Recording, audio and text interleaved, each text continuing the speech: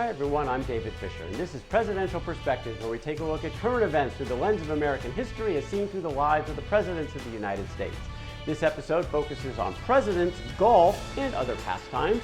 For more than a century, America's presidents have been playing the game of golf, and for more than a century, they have been criticized for it. How can you be out there hitting that ball, playing this game for hours upon end when the nation's business is waiting for you? That's been the common refrain, certainly leveled against the incumbent president, Donald Trump, but also his predecessors, whether it was Joe Biden or Barack Obama, or before that, Bush 43, Bill Clinton, Bush 41. They all played golf, and they were all criticized for it.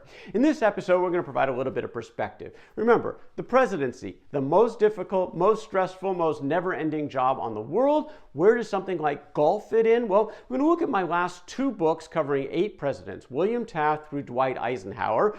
Their game of golf, a lot of them played, other pastimes as well. Taft, actually the first president to play the game of golf. We'll take a look at it. Why did they play, and is this criticism actually fair? For Taft, it was the first decade of the 20th century. He becomes president. That's when he actually picked up the game, shortly become president of the United States. Look, Taft was stressed during his presidency. It was not an enjoyable time for him.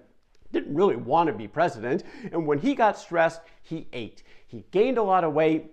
And as he gained that weight, he needed something to help him with maybe some exercise, try to stay healthy, and for that he looked to the game of golf. But it was more than that for William Taft. It was also the mental side of things, to get a respite from that never-ending job of the presidency. According to Taft, the beauty of golf to me is you cannot play if you permit yourself to think of anything else. And that was the point, to get his mind off the stress of the presidency. Now, sure enough, there was criticism of William Taft. Again, the first president to play golf in his home state of Ohio. The State Journal newspaper wrote that the president hardly gets fairly settled down to golf, then duties of office begin to interfere. In fact, there's an example of that when the president of Chile came to the United States to meet the president of the United States, and William Taft, no, I'm not going to meet with him. As he said, I'll be damned if I'll give up my game of golf to see this fellow. Sometimes the affairs of office would interfere with his ability to get his break. Now look, for William Taft, he needed those breaks because he was quite miserable during his presidency. But what was interesting is when he eventually gets his real dream job after the presidency, when he becomes Chief Justice of the United States, all of a sudden Taft is more relaxed, he's more confident, he's eating less, he lost a ton of weight as Chief Justice, didn't need golf anymore, and he barely played after becoming the chief. The successor to William Taft in the White House was Woodrow Wilson, and Woodrow Wilson played more golf than any president in American history. Over 1,000 rounds of golf. He basically played all the time. According to Wilson, I play golf every day, but only to keep alive and spend and be spent. He did play just about every day, every afternoon. During the week, it would be 9 holes. On the weekends, he'd play 18. Didn't matter what the weather was, rain, shine, or even snow. The staff would actually start coloring the golf balls so they could find it better in the snow. Again, he wasn't very good at the game, but he liked to play, and it was his break. It was critical for him, and even once in a while, he might have a little fun, even though he wasn't very good. Once in a while, Colonel E.T. Brown said, when he's made a particularly fine drive or accomplished a difficult approach, you wouldn't think he had a care in the world. And that was the point, to give him a moment where he didn't have a care in the world, because then it was back to being president, World War I, and all that. Well, after Wilson leaves the presidency, 1920 is elected Warren Harding. And Warren Harding is a senator from Ohio, a former country newspaper man who liked to have fun. He liked to play golf during the day. He liked to play poker at night. When he was a senator, he started playing golf in D.C. at the Chevy Chase Country Club, where it was pretty common for him. He's a 22 handicap, but he took the game actually quite seriously, very competitively.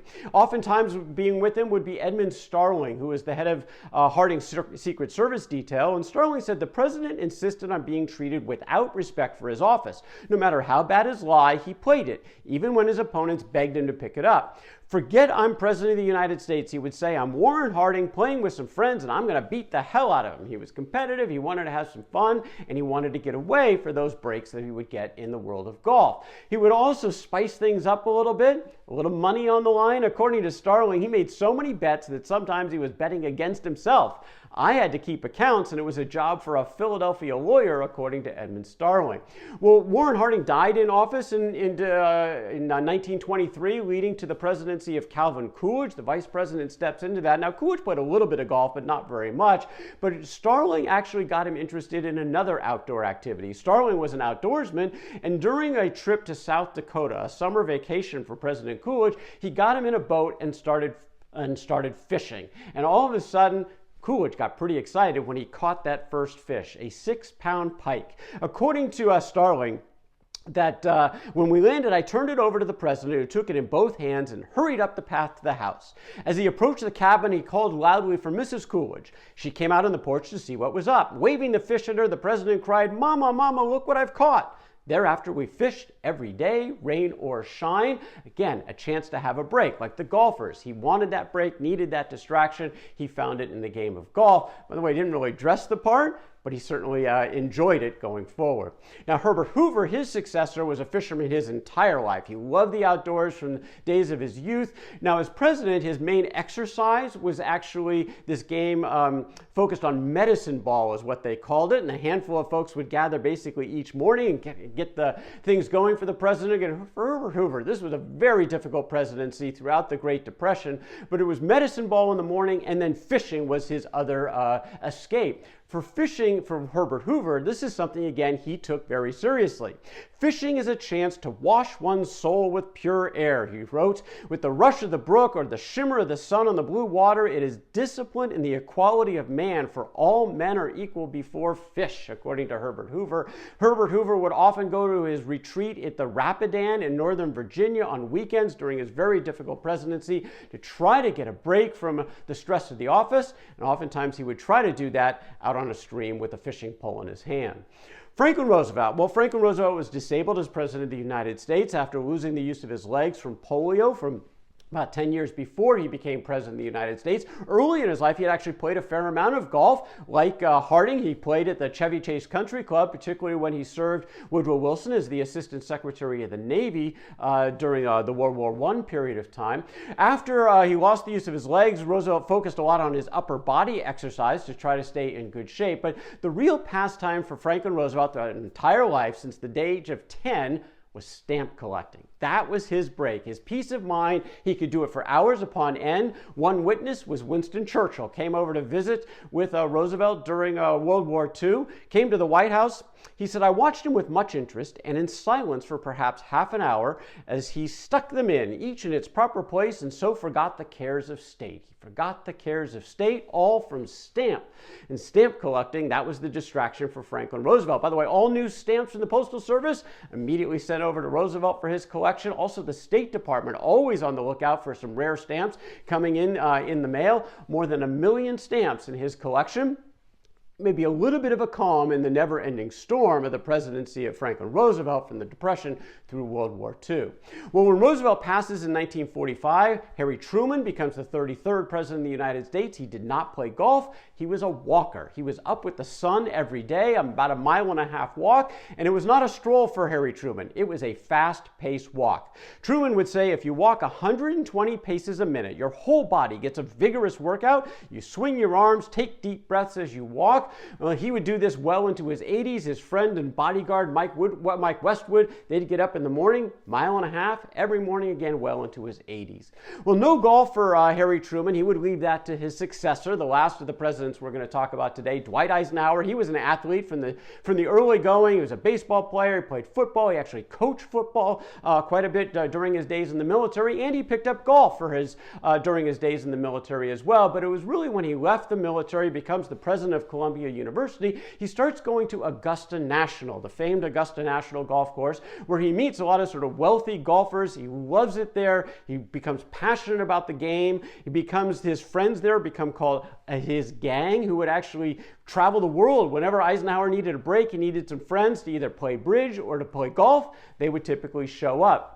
A lot of people would criticize Eisenhower over this. He was lazy. He's not doing the people's work. Too much golf. Well, one person who said not to that was his doctor, Howard Snyder. According to Snyder, without golf, Eisenhower would be like a caged lion with all those tensions building up inside him. If this fellow couldn't play golf, I'd have a nutcase on my hand.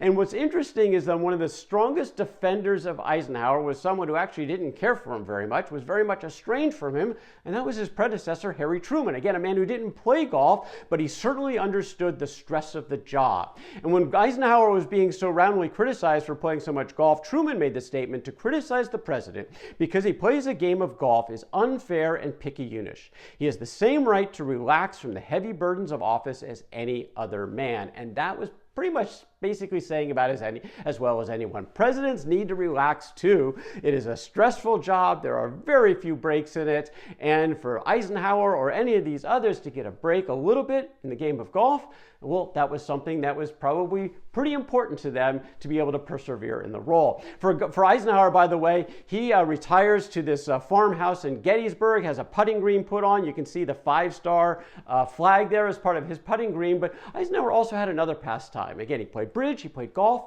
and he painted. Something else he picked up at Columbia, another way to sort of, again, ease some of the strain and relax a little bit. But number one for Eisenhower and for many of these presidents, to get away, to get a break, they'd go off and play some golf. Well, that is a look at presidents, golf, and other pastimes. For more on some of these stories, you can check out some of the links in the description for some of the other Presidential Chronicles videos. Don't forget to read my books from Amazon.com, subscribe to this YouTube channel. Until next time, I'm David Fisher. This is Presidential Perspectives from Presidential Chronicles.